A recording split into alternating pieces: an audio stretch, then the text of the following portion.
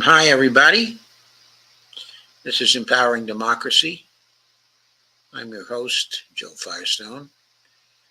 And my topics for tonight are Israel versus Judah and regional war in West Asia.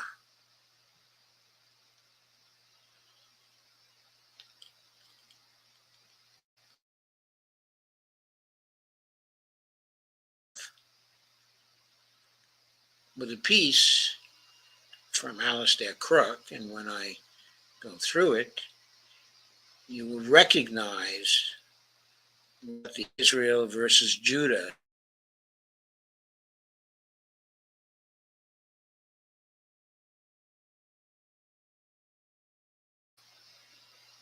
As I said, this piece is by Alastair Crooke, and it's called the 1948 but Ergon Reborn, question mark. The Ergon was a primary, well, it was designated by the British as a terrorist organization during the 1948 war, and also beginning before 1948. The Ergon was an alternative to the Haganah, much more terroristic and much more violent.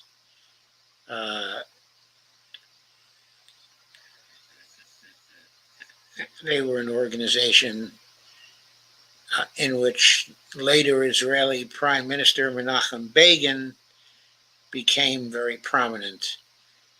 And they were the incubation of the Likud party, actually, which was at first was not the dominant party in Israel, but now is.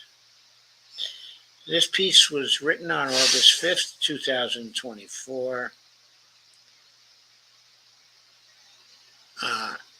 It's a very interesting piece, I think.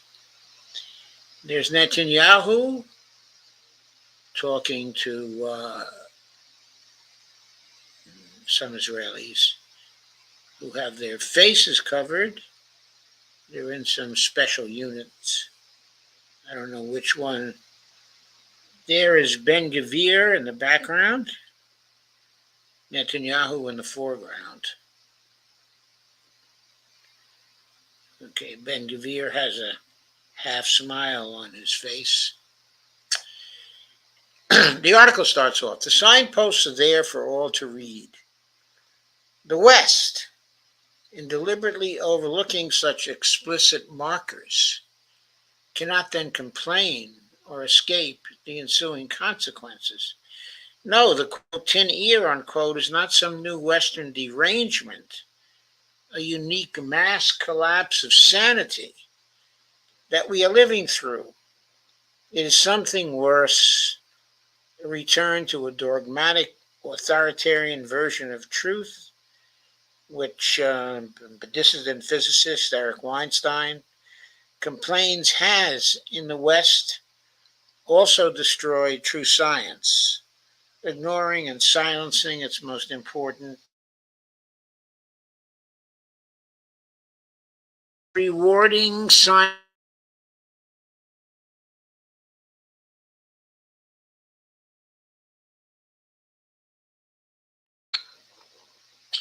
Excuse me, I was just having trouble with my internet. I'm going to read the previous paragraph over again.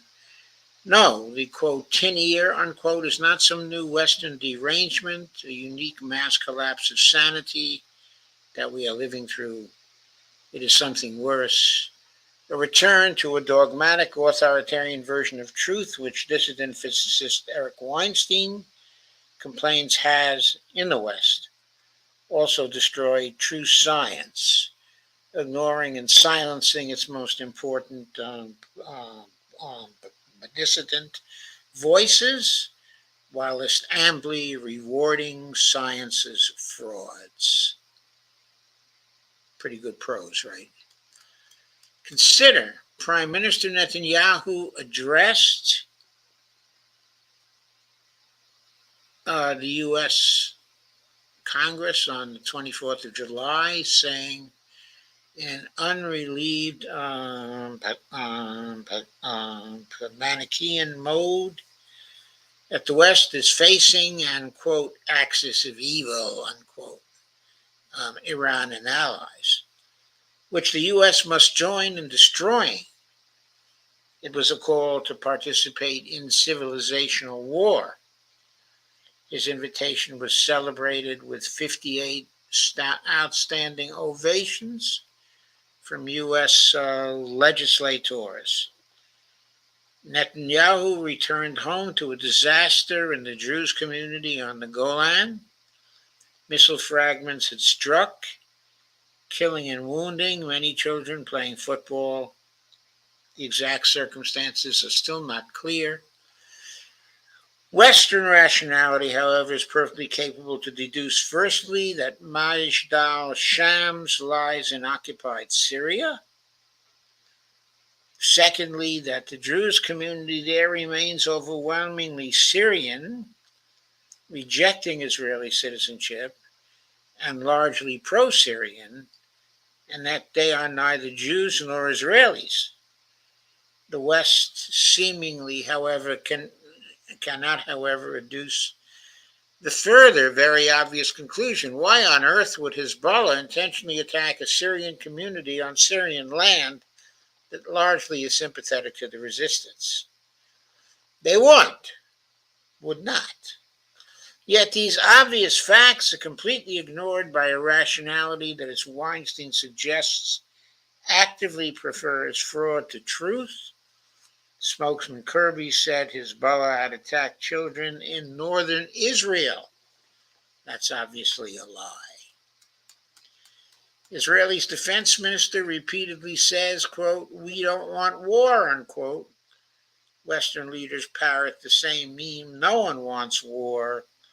Quote, "We are fully confident that Israel's response will be constrained and limited to military targets," unquote. The White House, quote again, "In our view, there is no reason for some dramatic escalation in southern Lebanon, and there is still time and space for diplomacy." So what then occurs? Two major assassinations, one in Beirut and the other in Tehran, i.e. to a guest on Iranian sovereign territory. Western leaders expressed their concern, quote unquote. The Hamas target in Tehran, Ismail Haniyeh, as the Qatari PM noted, PM is Prime Minister, of course, was the key Gaza hostage negotiator. This too will be overlooked, though. Netanyahu's intent to weave together Hamas, Hezbollah, and Iran into a single, quote, axis of evil, unquote, cloth, thus speaking to his joint session of Congress thesis, must be evident even to a blinkered Washington. Recall the new, quote, equation, unquote, that followed the assassination of a senior IRGC official in the Iranian consulate in April 2024. Henceforth, Iran will respond directly and directly from Iran. Washington says it does not war with Iran, doesn't want war with Iran, yet the latter explicitly was what Netanyahu advocated. Did the legislators miss his point? For nearly 10 months, Israel has been unable to stabilize the situation along the northern border and allow for the return of displaced Israelis to their homes. Even if the Beirut strike doesn't lead to wider war, restoring a negotiated stability on the Lebanese border is now beyond reach, as is to a Gaza hostage deal. Quote, "How can mediation succeed when one party assassinates the negotiator on the other side?" Unquote. Qatari PM Al-Thani ruthfully observed, both ruthfully and truthfully, by the way. So too, quote, overlooked, unquote, in the West, will be that which happened in Israel on the same day the assassinations took place. Right-wing vigilantes descended from their settlements, storming two military IDF bases. The anarchic scene of mass break-ins, fomented by several members of the ruling coalition, some of whom took part in the forcible entry, sparked angry condemnation from Defense Minister Gallant. The invasions were supported by one minister and several Knesset members seeking to free reservists that are suspected of aggregative abuse and forcible sodomy against a Palestinian detainee. According to a security source, the injured detainee was taken to a hospital with severe injuries, including to an intimate body part, which left him unable to walk. The spectacle of military officers coming to arrest our best heroes at Esti Teiman is nothing less than shameful, unquote, said Ben Gvir, whose ministry controls the Israel police and Israel prison service, said of the storming of the IDF post. Yet the wider picture is related by Yossi Melman. As related by Yossi Melman is, quote, what is happening on the part of the nationalistic, the messianic right with the backing, winking, or silence of ministers and members of the Knesset of the right is a putsch, quote unquote. The youth coming down from the hills of the, quote, state of Judah, unquote, to act with the same violent methods used against the Palestinians, but now are being member Limor Son Harmelech, who's in the Atzmat Yehudit party, said, quote, people of Israel will fight against enemies from outside and enemies who try to destroy us at home, unquote. Those such as the Advocate General seeking to investigate the torture being practiced in Esti Teiman. The concept of the knife in the back and the betrayal at home echoes the voices in Germany in World War II, unquote.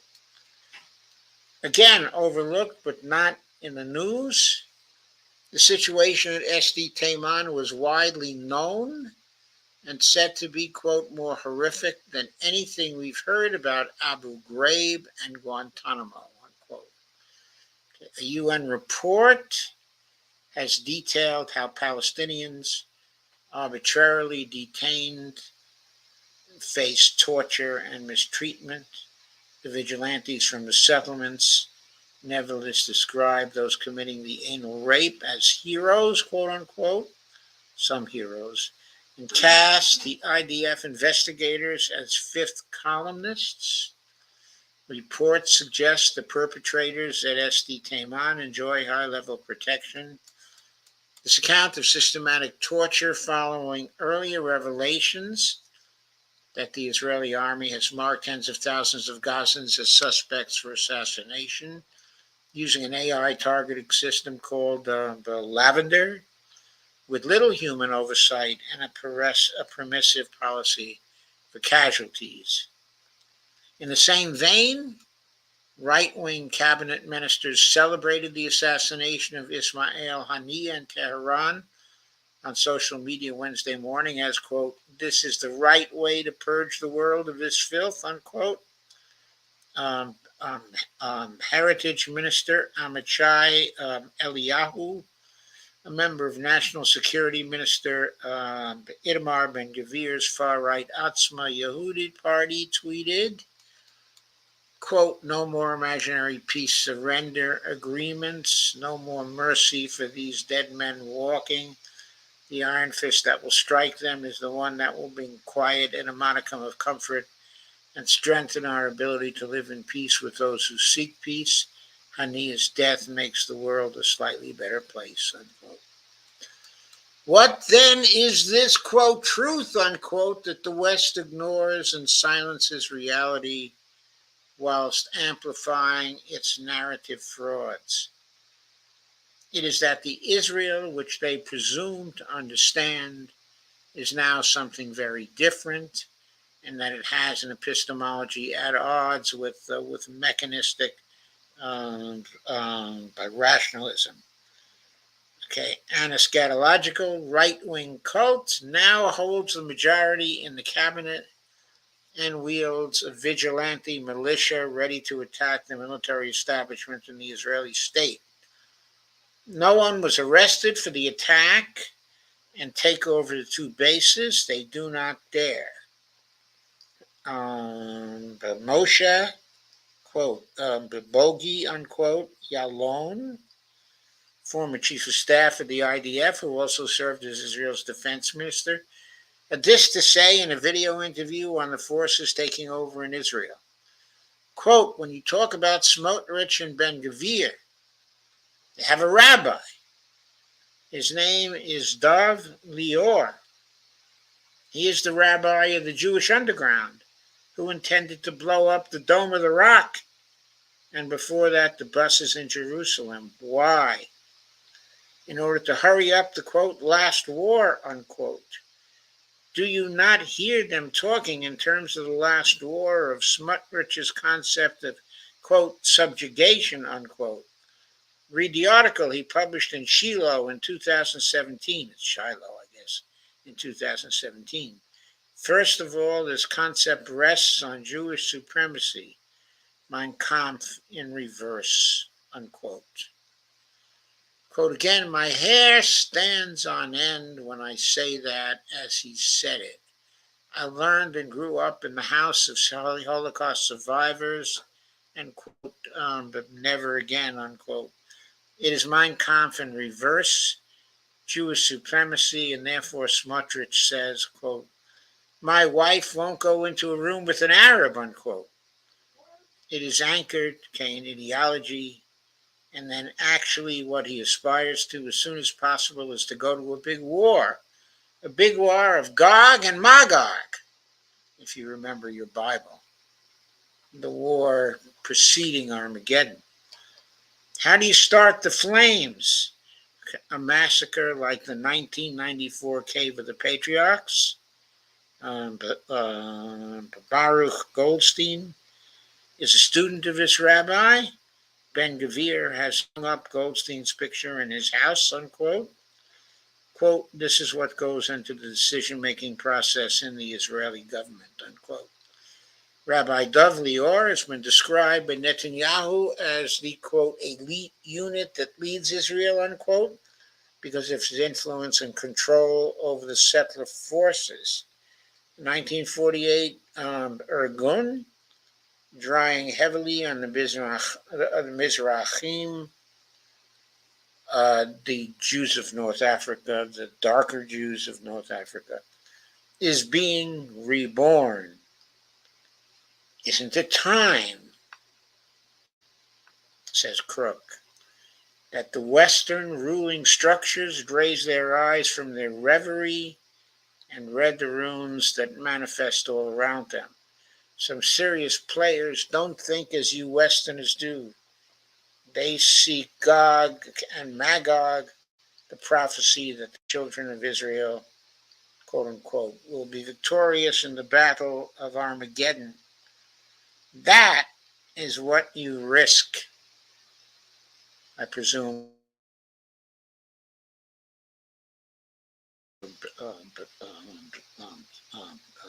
From your reverie. This was republished from Strategic Culture Foundation by permission of the author, okay, or representative. And there is, of course, a video of Alastair Crooke on Judge Napolitano's show. I'm not going to play that one, okay, tonight, but you can pick it up here at this blog. I saw it. It was an excellent video. But after doing that video,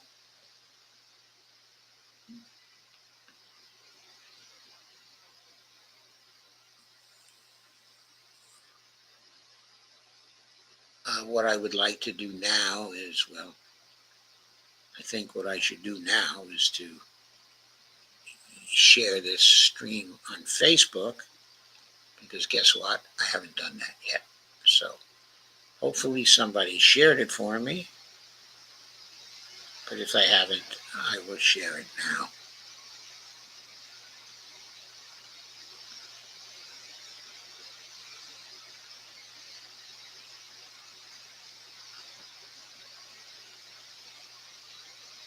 So here it is. Share it now.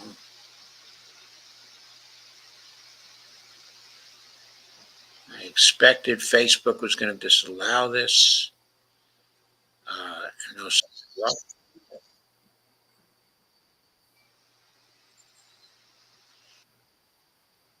very few people watching on Facebook. Maybe it is repressed in some way. But in any case, since I've now shared that, I will move on to the second of our pieces tonight. Hello, Steve. Evelina, hello to you. Great to see you here. And Lana, great to see you here. Thank you very much for coming. Well, the second piece, I thought the first piece was eye-opening, by the way. Essentially, Israel on the point of a civil war between basically old Israel, the state of Israel, and Judah, the new settlers, now roughly 800,000 settlers strong. Will there be a civil war? There is violence now, as Crooke said, being used by the Judean settlers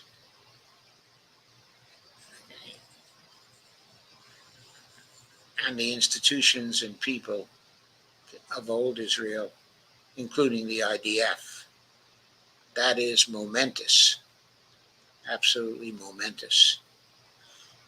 And it has to go into the equation of the axis of resistance and their efforts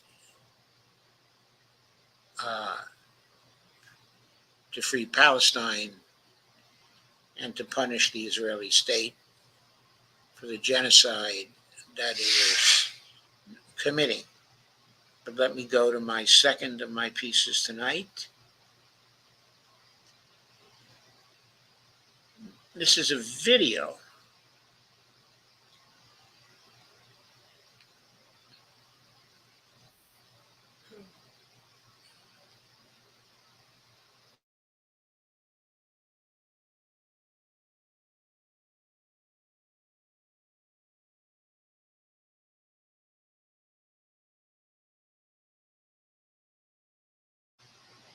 I was just joined by Dee, who I will let in at this point before I go to the video. Hello, Dee. Hello, everyone. We are currently watching a video, or we will be watching a video in just a moment.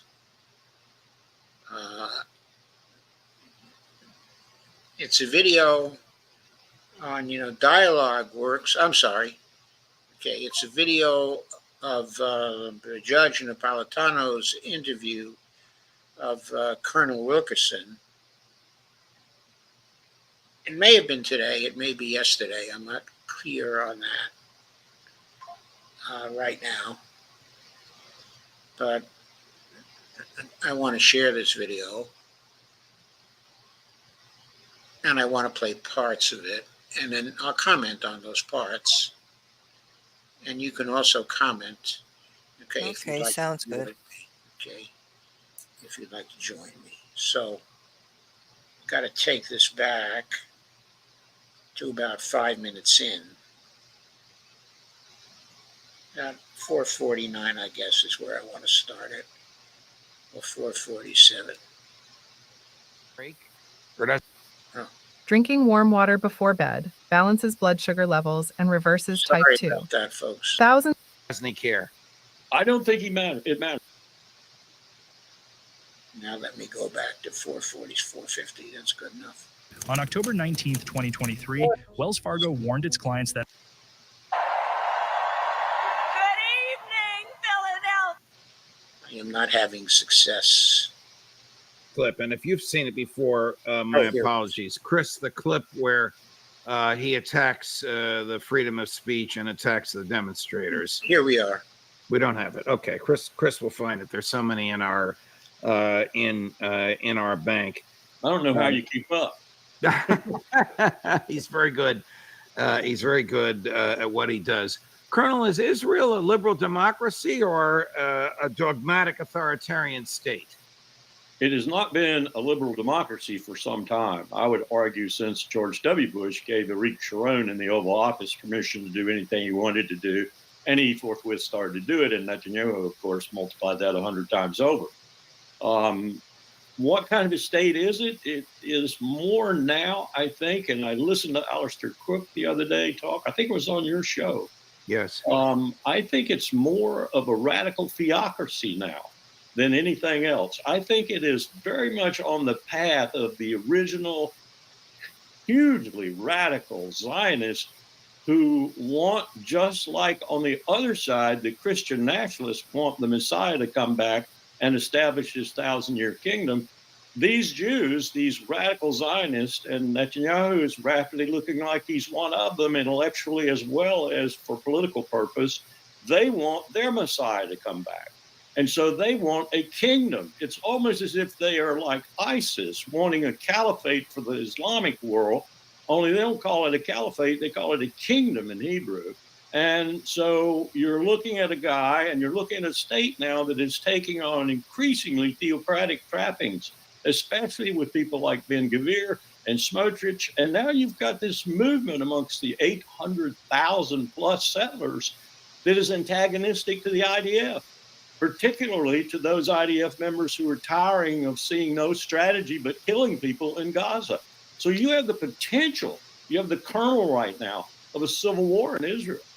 Wow. I thought that was very well done by Larry Wilkerson. He named things, I think, in a very appropriate way, which was true to life. He called it, a theocracy, which increasingly it's becoming. He pointed out that its character now is in conflict with what used to be the character, of the state of Israel, and that there's internal conflict, in Israel, close to a civil war, in many ways. But I felt he just spoke the truth there, used the right names for things. You have to remember Colonel Wilkerson was in the State Department, the chief of staff to Colin Powell for years and years, and the chief of staff in the State Department. So he's a military person, has a great deal of military experience, but a great deal of diplomatic experience too. So he was a soldier, he was a diplomat. He's now a professor at, William and Mary. He's 80 years old. So he he's a man of great experience and great wisdom, I believe. And by the way, when Netanyahu gave his speech, Larry Wilkerson was in the streets protesting that particular speech. Let's go on now.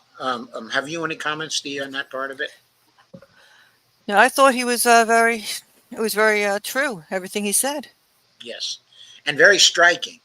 He Yes. said, I think, in a very striking way. He laid it on the line, as it were. Mm-hmm. Let's go further. Oh, a radical theocracy. Isn't that an interesting handle, Colonel? That's exactly what Netanyahu accuses Iran of being, a radical theocracy. Isn't that interesting? Yeah, different theology, obviously. We have that clip. I don't know if he had you in mind. It would have been something if he knew that you were there, since he knows you. But here's Prime Minister Netanyahu attacking you, Colonel Wilkerson, and other courageous people who demonstrated in the street that day. For all we know, Iran is funding the anti-Israel protests that are going on right now outside this building. Not that many, but they're there, and throughout the city.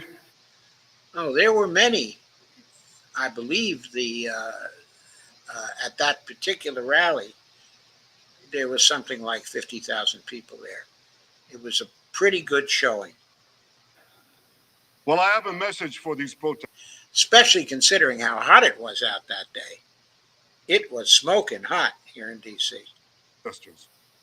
When the tyrants of Tehran, who hang gays from cranes and murder women for not covering their hair, are praising, promoting, and funding you, you have officially become Iran's useful idiots. 5 words you pronounce wrong 2 years before your brain starts shutting down. He's Praising, speaking. praising, promoting, and funding you. Totally made up. And he's speaking to the greatest congregation of useful idiots on the face of the earth, the He Congress is. of the United States. Yes, you know, it occurred to me it is a felony to lie to Congress. You don't even have to be under oath. It's not a felony for Congress to lie to us or members of Congress to lie to each other or members of Congress to lie to people they're interrogating at congressional hearings, but it is a felony to lie to Congress. I wonder how many felonies he committed that day. He's talking to an audience he bought and paid for, Colonel. Quite a few. I remarked the other day, Mark Twain once said, there is no distinctly criminal class in America, save the Congress. Yes. He's right. Yes, he was. Okay, I thought that was interesting, and somewhat entertaining and true, okay, as well. The only criminal class in the United States, the U.S. Congress. Exactly. And, the useful idiots. Yes, the biggest group of useful idiots in the world. Anyway, I'm not sure that's true. I think there are a lot of useful idiots in a lot of countries, around the world. But it would be sort of fun to debate that question if they were the worst or not. But before we do that, let's go a little further with this. Skip to about 10 minutes.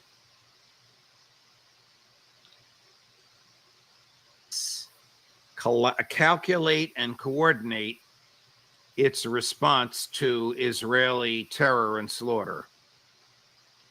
I think it's inevitable that they do. And I think U.S. diplomacy, such as it is right now, principally focused on Bill Burns, is probably in Qatar or Oman or wherever, trying desperately to affect what we affected before in April, when Iran attacked Israel and then Israel attacked back. The same kind of deal, whereby whatever Iran decides, it is not war provoking. I don't think he's. Okay, just to clarify that, the question the judge asked was whether the various members of the axis of resistance would coordinate their response, okay, with Iran's. And did he think they were planning to do that? And that's the question that Larry was answering here. It's an important question because, of course, it's in the interest of the United States that when the Iranians and the others, if they do coordinate their retaliation for the assassinations by Israel that just took place, that they basically moderate the retaliation so as not to create a situation that leads us into the Third World War. Now, one thing here that's also very significant is the Russians just made a visit to Iran, Sergei Shoigu. I think they talk about this here too, just a little later. And Shoigu was delivering weapons to the Iranians and equipment of various kinds, to the Iranians, including, I believe, help with the electronic warfare aspect of their effort. Sergei Shoigu is the head of the National Security Council, of Russia now. He used to be the defense minister, but I think the position he has now is even higher than that. And he's supposed to be a very close confidant, of Putin. And the reason why he was sent by Putin was to emphasize two things to the Iranians. One, we have your back. But two, we don't want you to be too extreme in your retaliation. And of course, nobody quite knows what, too extreme actually means, whether they use those words or whatever.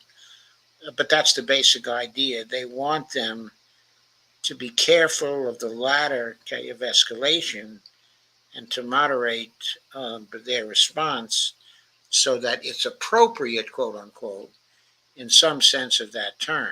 So what's significant here is that both the United States and Russia, in their various ways, are asking the Iranians to be very careful in how they respond, while recognizing implicitly, including the Americans recognizing implicitly, that the Iranians have a perfect right to respond.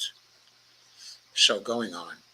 He's going to be successful. I think this time Iran feels like, and probably will execute, something that is, in their eyes, comparable to what he has done to them. That could be quite disastrous, and it could be war. It could be casus belli. Austin has said it, and Netanyahu. That's Netanyahu's strategy. His strategy is non-existent in Gaza except for killing people. That's the reason he has problems with the IDF now, at least a sizable number of them. His strategy, though, is to bring about a wider war.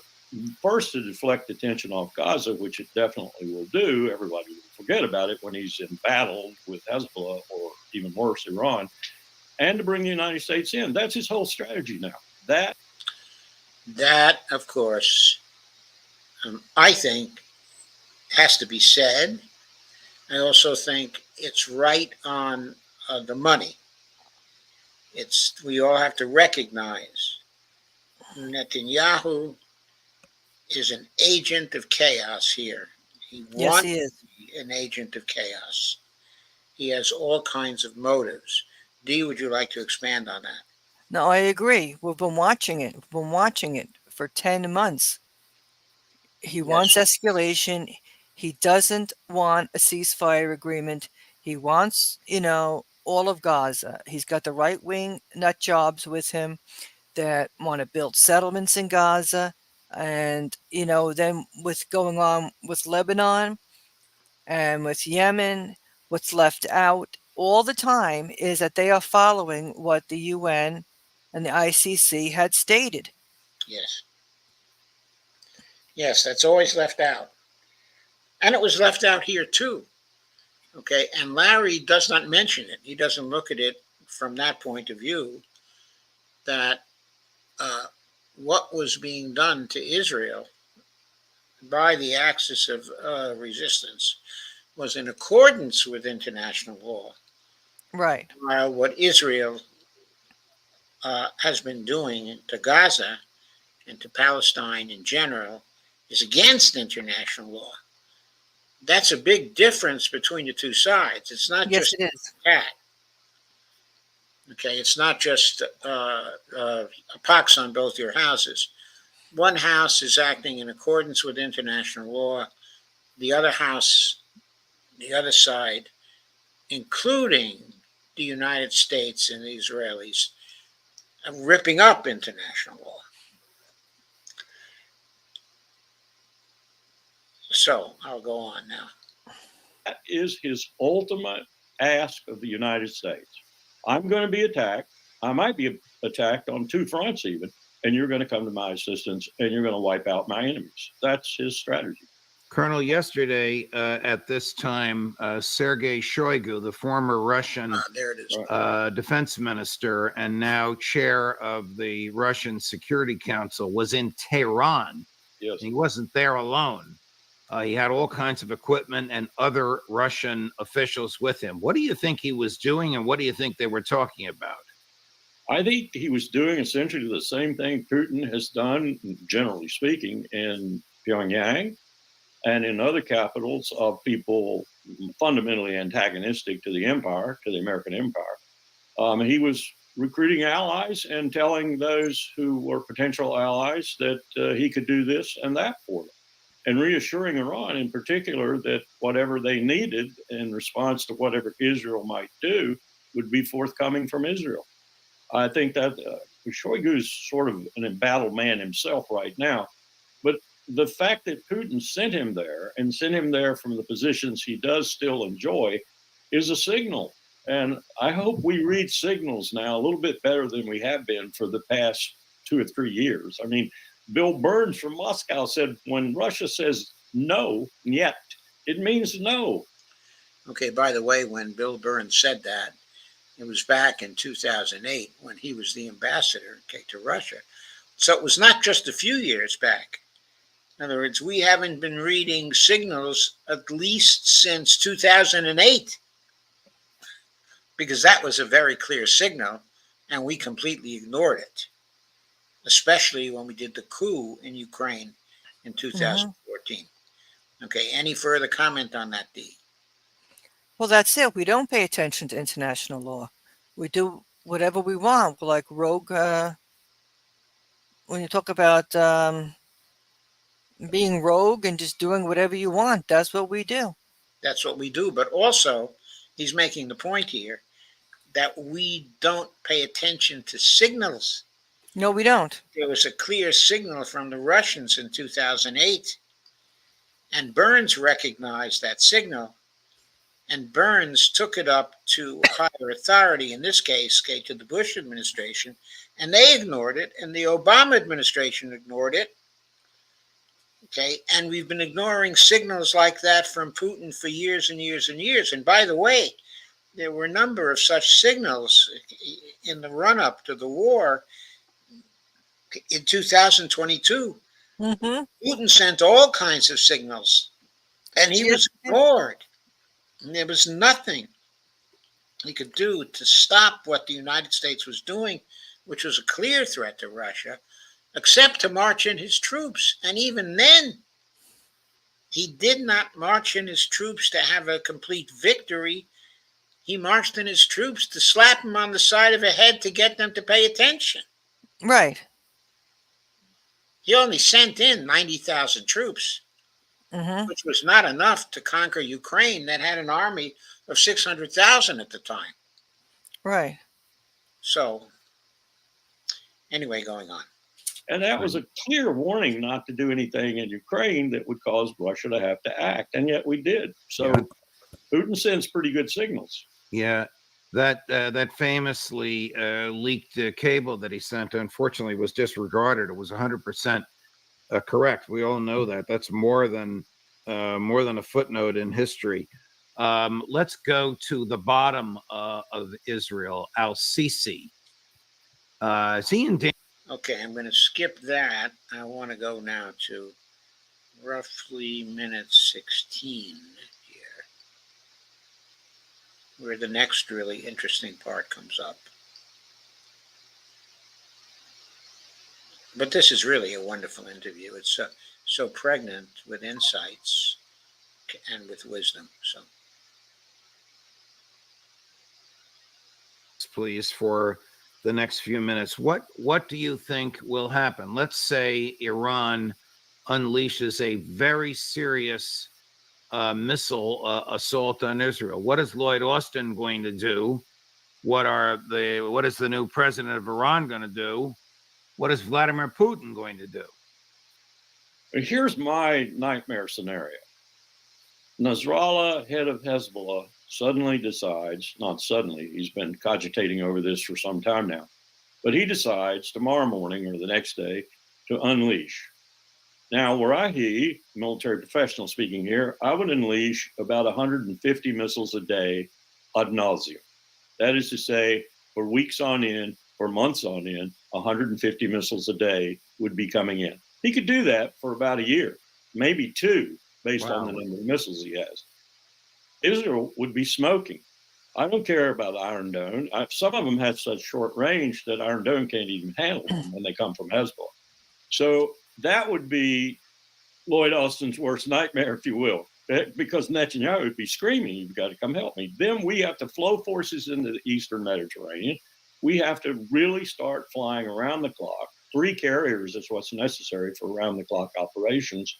You could supplement with Al Udeid and the airfields in Saudi Arabia and others in the region, but you would pretty soon reach the limit of what you were able to do on a consistent basis.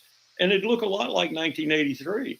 It'd look a lot like when we lost 242 Marines, the highest casualty rate in the Marine Corps since single-day casualty rate since Tarawa in World War II. It'd be a nightmare, absolute nightmare. And Hezbollah would probably be signaling Hezbollah's end and Lebanon's utter destruction. It's already a basket case, but that might be his decision. Stranger things have happened and sadder things have happened, but it would be a real nightmare for Israel. And I think it'd be the end of the state of Israel. Here's Hassan Nasrallah, the leader of Hezbollah, cut number 3. The enemy and those behind the enemy must wait for our inevitable reaction. God willing, there is no discussion or controversy about this. Hi, I'm Adam, and I made an appointment with Lifeline Screening to get my arteries examined for... Pretty short and direct statement. When he says things like that, does he mean them?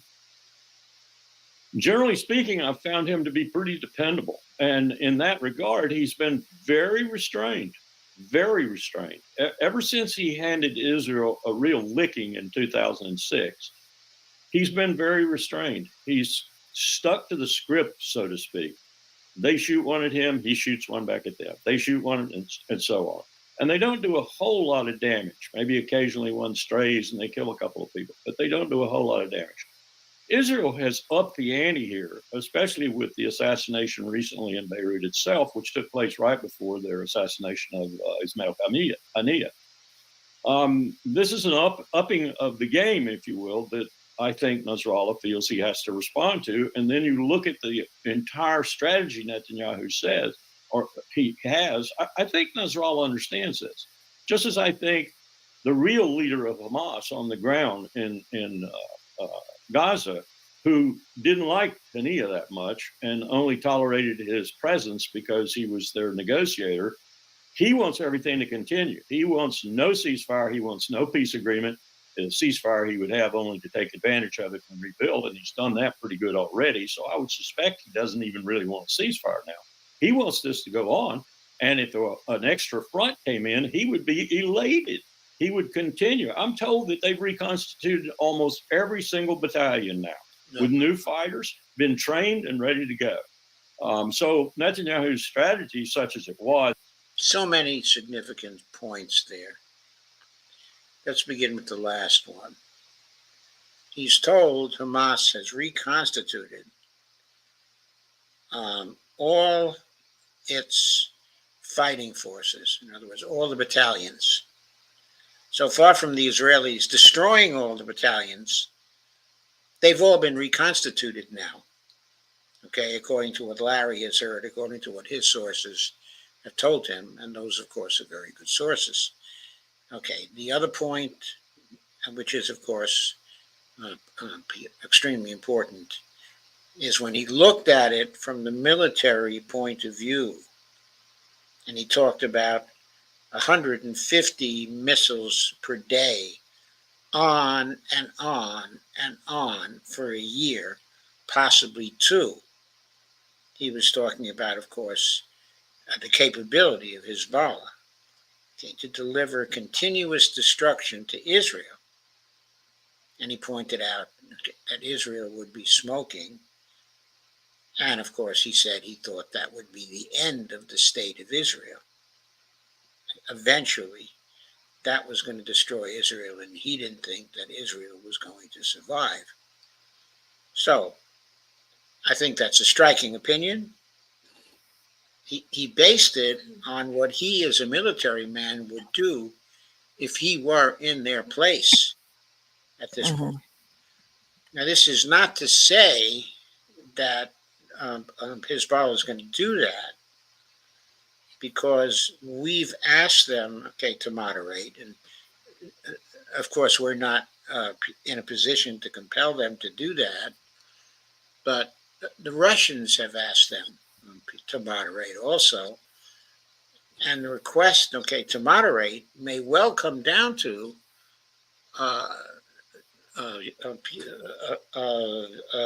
them only seeking to retaliate against military targets again, not really going to the civilian population at all, and maybe even urging them to retaliate by assassinating some of the Israeli leaders. In other words, retaliating in kind, not by going after the civilian population. So maybe we're looking at something like that. We don't know.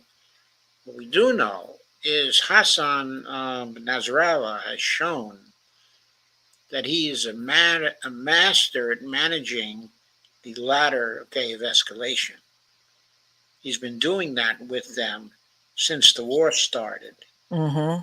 And he's been very, very good at avoiding a wider war, which Netanyahu has wanted for a long time, but has not managed to get. And that's because the opposition from the axis of resistance has been so intelligent in terms of how they have retaliated against Israeli attacks and how they have initiated attacks in certain respects. It's all been very clever and designed to frustrate the desire of Netanyahu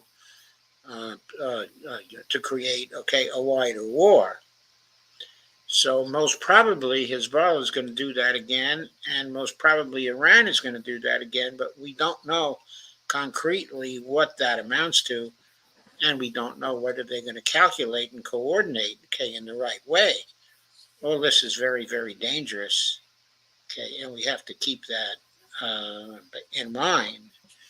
But, I think the general point that we have to keep the intentions of Netanyahu in mind and the intentions of Hezbollah in mind and the desires of the United States and Russia in mind. We have to keep thinking about this all at once and then try to understand what is likely to happen in the context of the military capabilities Hezbollah has and the greater military capabilities, of Iran. But also the military capabilities of the Iraqi resistance, which is now also part of this, and the Houthis, because they, of course, are also part of this. And then there's even the Syrian resistance group. And I think what Iran is trying to do right now is to coordinate all of these groups to strike at once as part of the retaliation, and yet to do it in such a way that there doesn't appear to be strong grounds for Israel to widen the war, in a serious way. So all this has to be very carefully managed. Have you any comments, Dee? I've got a bunch of barking here, so I really can't comment. Okay, I will continue then. As he expressed it, to eliminate Hamas is a farce. He hasn't eliminated Hamas. They're stronger now than ever. Right. Is he still in league with this particular leader of Hamas? Because both of them are against a two-state solution, and that's the reason they were working together before October the 7th? I don't know. I kind of doubt that. But they are in league in terms of their purpose. Their strategic purposes are the same, to keep the war going as long as possible, because the leader of Hamas sees it as his advantage to keep Israel in this position, and even more so should Hezbollah attack them on another front. The leader of Hamas sees it to his advantage because it will weaken the IDF prior to the conflagration with Hezbollah. Doesn't Netanyahu see that? Doesn't he see that the soldiers are exhausted and are begging their commanders to beg their leaders to give them a break? Or doesn't he care? I don't think it matters to him. I really don't. I wrestled with this yesterday as people were trying to explain to me the Zionist movement from the beginning to the end, so to speak. And I said, but Netanyahu is. I think this part coming up is just really hugely interesting. It's not intellectually of that type. Well, he's morphed. I think he has morphed. I think these guys who are arguing with me are right. He has morphed. Wait a minute. Are you saying that the Smotrich and Ben-Gvir have intellectually, ideologically, and successfully moved Netanyahu into becoming a committed Zionist? I think it's a combination of his peril. I think it's a combination of his love of power. I think it's a combination of the other things that go into that, which match this kind of radical theological approach to Israel's existence, that have drawn him in. And whether he is purely intellectually a part of their movement now, he certainly is practically, and that's all it takes to destroy the state, to destroy the region in big ways, in fact. Aren't the majority of Israelis secular Jews as opposed to Zionists? Absolutely. And that's to me, that's the real enigma of this whole situation. Until I start to think about Christian nationalists in this country and try to match feelings and intellects and purposes, and I understand that a lot of the Christian nationalists don't give a hang about Jesus Christ. They don't give a hang about religion. What they give a hang about is power and money. And they see Jesus Christ and Christian nationalism and all the trappings thereof as a route to both. And they use it. They exploit it.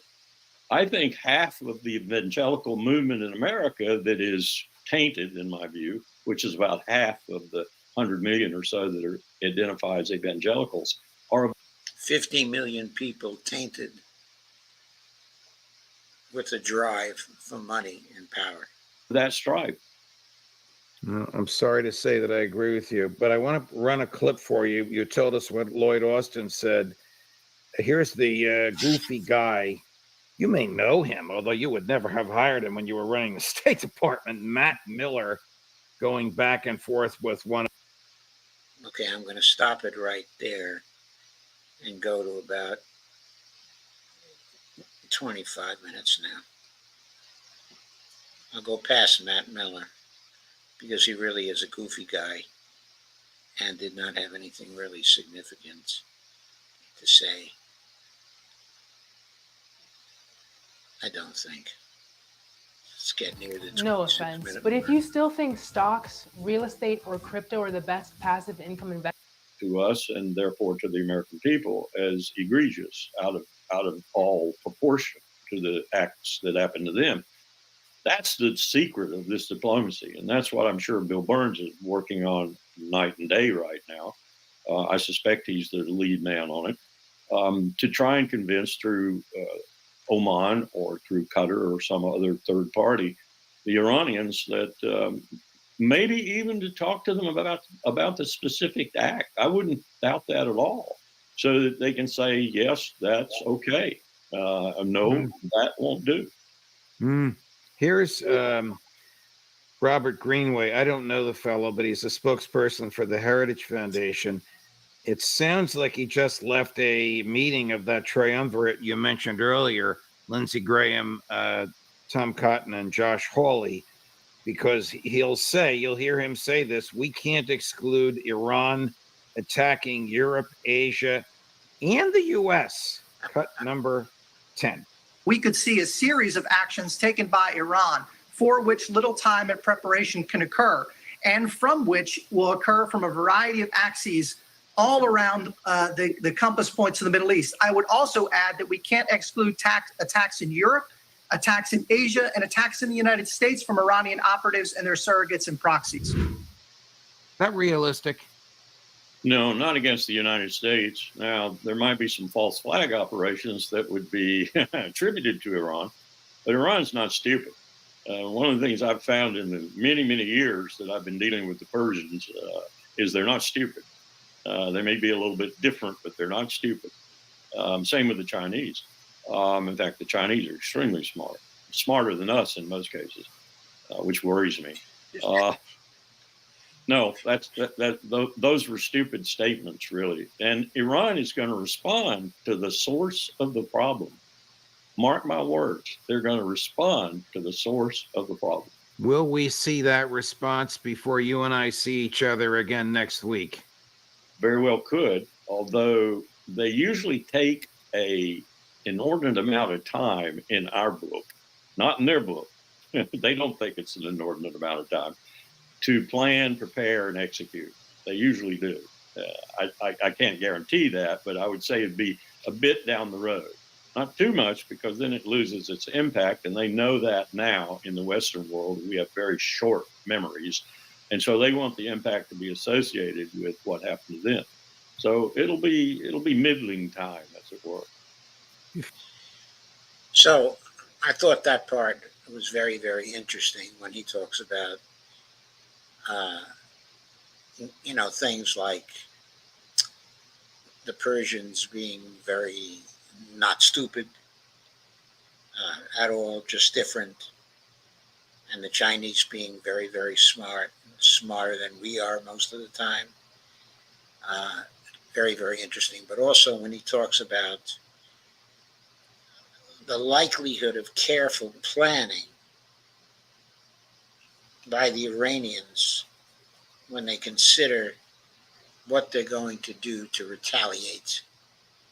So he's not expecting it today or tomorrow, but he says, before you and I, so he thinks there's a fair chance it's going to be before next Tuesday, right? So maybe we can look forward to it in the next 5-6 days or something like that. And we can look forward to a retaliation that is very, very carefully planned. Mm-hmm. Okay, any comments, Dee, on that? I was going to say, he was right. They're very strategic the way they plan. Plus, part of their planning is the fear factor, the psychological end of it. You're seeing Israel. You're seeing how they're reacting. They're scared to death. And they should be scared. That panic ahead of time.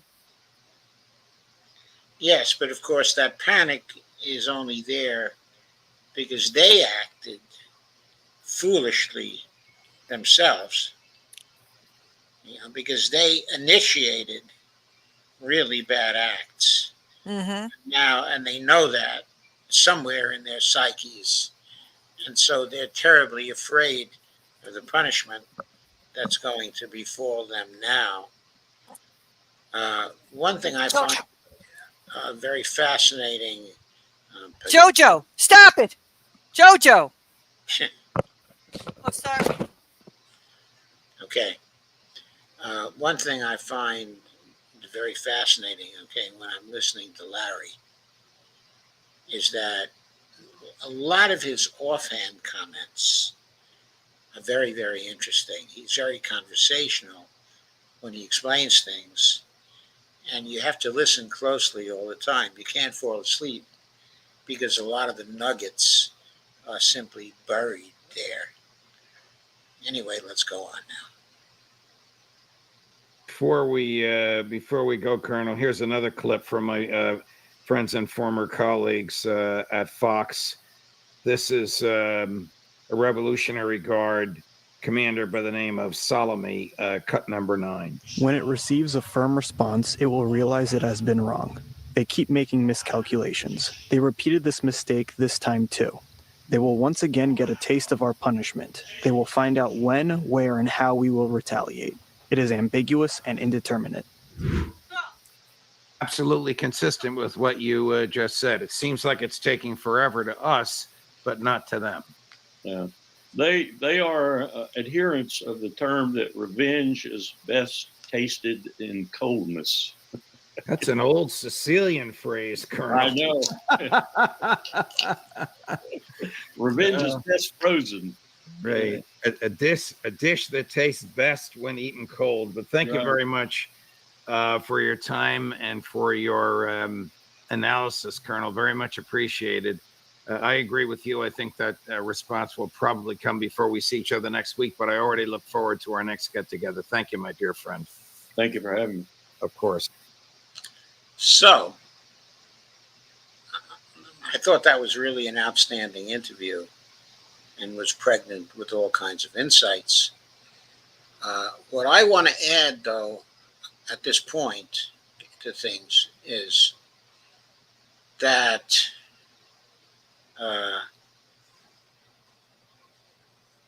we have this going on, okay, in Israel, okay, in Gaza and Western Asia. But at the same time, there are bigger movements going on. Okay, that is to say,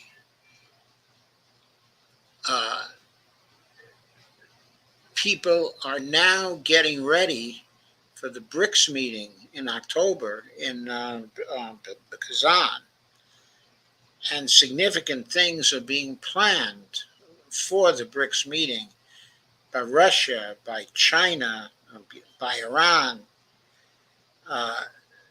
Many other states are about to be let in.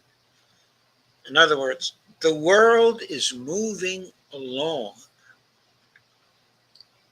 creating different structures, creating different arrangements of power. This is all going around in the background while the United States is mired in Ukraine, while the United States is mired in West Asia. The rest of the world is creating new economic and power arrangements.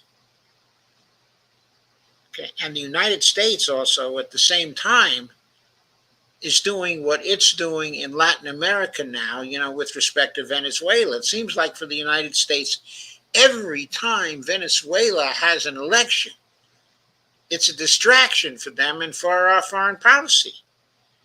We have to somehow intervene in that election and try to overthrow the regime. We've been trying to overthrow the regime in every election since Chavez first took over. When was it, 1998 or 1999? Every election. And in between the elections, we're trying to overthrow that regime. It's a continuous thing we're trying to do. Meanwhile, that regime seems to be getting stronger and stronger. And they're making progress, and they're getting out of the economic box we have put them in, because our sanctions are beginning to fail there too. And they're edging towards joining BRICS also. And we just keep, we just keep getting into the same old fixes, and we're not making any progress in our part of the world. Nothing is happening with new arrangements in our part of the world. We're just doing the same kinds of things over and over and over again. And that's what's going on, okay, in the background of all this. And of course, we and our allies are getting weaker, and the rest of the world, that is the world opposing the collective West, is creating new integrations, new collaborations, getting stronger and stronger, and we can do nothing to stop it because we are mired down in the same old behavior all the time. So I wanted to emphasize that too. I mean, the crises in Western Asia are terribly, terribly important. We could get into a nuclear war over them. Also Ukraine, still very serious. We still can't seem to accept an obvious defeat there and get on with it, get on to something else. We're still going round and round in circles in there. And that doesn't seem to be at all sensible. But we are doing that. And meanwhile, the rest of the world is moving along, creating new trading relationships, new business relationships, and we are not a part of what they're doing because we refuse to collaborate with them. We refuse to join the multipolar world and begin to create our own parts of the multipolar world, our own webs inside of it, which are collaborative and which are constructive and which don't rely on military bases everywhere and military moves everywhere and underground movements by the CIA, coups, and whatever else they plan to do. All that is just simply ridiculous. Any comments on this, Dee?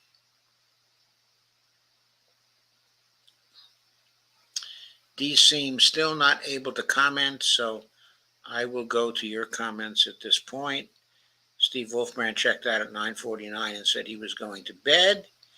But Evelina says, wow, 50 million Americans are evangelicals. No, what Larry said was 100 million Americans are evangelical Christians, but that 50% of them are cultish evangelicals that are viewing things in terms of biblical prophecy. Okay, Evelyn also says, what was it about these cultist groups they were allowed to grow and become empowered given the U.S. stance in the past, which was to keep them at bay? Now, the U.S. didn't really try sufficiently to keep them at bay. As they grew, they were accommodated by the political system. They became a legitimate part, of the Republican Party. And now with the alliance that they have with Trump, they have basically taken over the Republican Party because people like Trump, who want to use other people for whatever advantage they can have, use the evangelicals, and they are willing to be used as long as Trump and his allies give them what they want, which has been, of course, control of the Supreme Court and the increasing supremacy of their ideology in terms of the Supreme Court and the constructions of law that are given by the Supreme Court. They literally want to take us back to the 19th century. And, well, there it is. That's what's going on there. No, they weren't able to keep such radical groups, at bay. I don't know why. Anyway, a lot of interesting things have been going on, tonight. Further comments,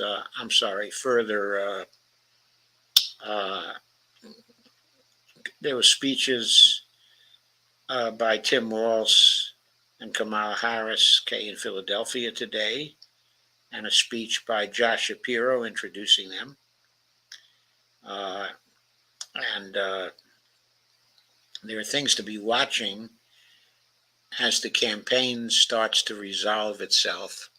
Before I leave, I want to point out that I happened to see a report from the Kennedy campaign just yesterday. Evelyn says, radical groups in the past were usually stopped, were they not? Stopped, but usually they melted into the mainstream in some way.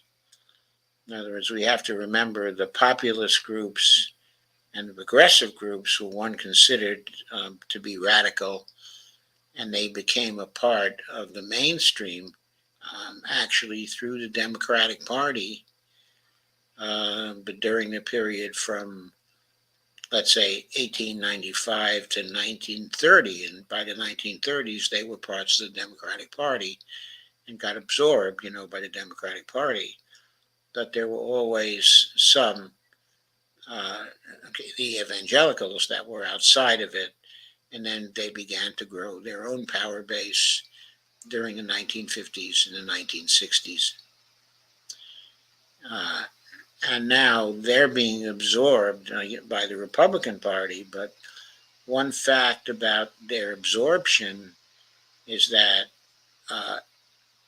it's okay by them if the Republican Party becomes increasingly authoritarian and undemocratic, okay, in its actions. And that's now become a feature of the Republican Party. They've become fascists. That is what is going on here. And we have to recognize it, that that's the case.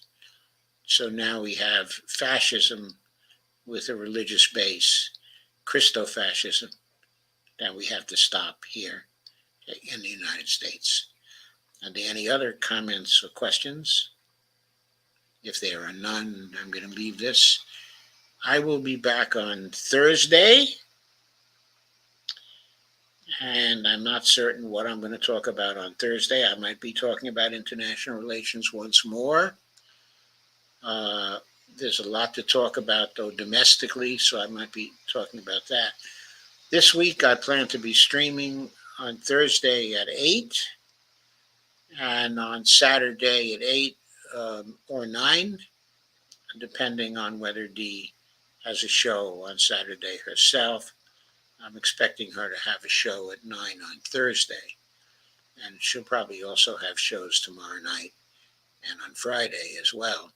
But I won't be streaming on Wednesday and Friday. I still have some side work that I have to do. I have to cut down a bit on my streams. Hey, Dee?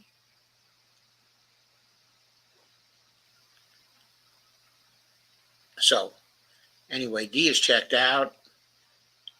So I am just about ready to check out too. John B. says, in punishing the protesting rest of the world, they have irrevocably destroyed their own credibility, and with little integrity they retained prior to Gaza genocide. Hudson's revelations confirmed, yes. Michael Hudson is quite right in his analysis. Dee's back. She was dropped off a little bit. And Lana says good night. Evelina says thanks for a good show. Dee, did you have any last comments? I thought, it was a good show. From what I saw, I had stuff happen here. But yes. It's important to talk about this because it's serious. It is extremely serious. And I think, like, the part when you were talking about not having the insight and not paying attention to what others are saying. It's like this vision just going on with what you want to do. You want to do this. This is what you're going to do. This is what the U.S. is going to do. But not paying attention to what anybody else is saying. Yes, and not responding to ways in which they might respond. Right. So you were caught by surprise. I mean, we convinced ourselves in the Ukrainian case that that Russia was still weak, and they would not be able to contest with us there. They thought we would be able to build up the army of Ukraine over a period of years, which we did. And we ignored all the signals from Russia during that period of time. Kept telling ourselves that Russia was too weak. Even when Russia invaded, we thought they were too weak. It wasn't really serious. And we dismissed the peace agreement they tried to conclude with Ukraine. And got the Ukrainians to torpedo it because we didn't expect that it would be possible for the Russians to beat our sanctions and to build up their military might. We didn't understand they had the capability to do that. Exactly. And we didn't understand the kind of leadership that Putin was going to deliver in that context. Right. And a large part of it is that when it comes to the money, was they got away from the first money situation with the neoliberalism that was introduced, and they went to MMT economists. And they learned that they are monetary sovereign, and they learned how to work the economy. Yes. Putin did not learn that he was a monetary sovereign back in 1998 when he first took over. No. And so he actually defaulted on the ruble then when he didn't have to do it. But over these last 20 years, the economists in Russia have learned something about what MMT has to offer. And they have an MMT economist over there who's doing really great work for them. But it's also important to emphasize that we did not properly understand the force of nationalism and patriotism, inside of Russia. Mm-hmm. We did not anticipate that our attempt to harm Russia through that war was going to elicit a response from the Russian population itself so that they would volunteer in droves for this war and agree to be trained and agree to be wounded and killed, sacrifice for the motherland. And we were surprised when they did that. And we were surprised when there was this war of attrition they were fighting, which kept grinding up the Ukrainians, army after army after army, and the Russians getting stronger through all of it, just as they got stronger through the battle against the Nazis in the Second World War. They began very weak, but the forces of nationalism were with them, and they just got stronger and stronger as the war went on. And eventually, their manufacturing came into the picture. Their population came into the picture. Their organization came into the picture. And they simply outmanned, the Nazis over a period of time, in the same way they did here by fighting a war of attrition. And eventually they won that war, and they used the same tactics here to fight this war. And Ukraine is on the point of collapse. We didn't anticipate that. And knowing the history of World War II, we should have anticipated it. And all Lindsey Graham talks about is we're never going to leave there. We're never going to leave Ukraine. He talks about that because he talks about the resources that are there and on all that, It was never about, it was only about the resources. It's always what the U.S. does. It's always about controlling those resources for our benefit and the benefit of our businesses. And this goes along with what's been happening here in the United States. When we allowed the money power to take over our political system, we brought to the fore the old situation during the 19th century, where our foreign policy was conducted for the benefit of business and highly influenced by business and what the needs of international business were. This is the way we ran foreign policy through the 19th century and the early part of the 20th century. Now, this was only changed by Franklin Roosevelt. And then after the end of the Second World War, we were fighting, what amounted to an ideological battle. And the ideological battle took preference over the interests, of our businesses.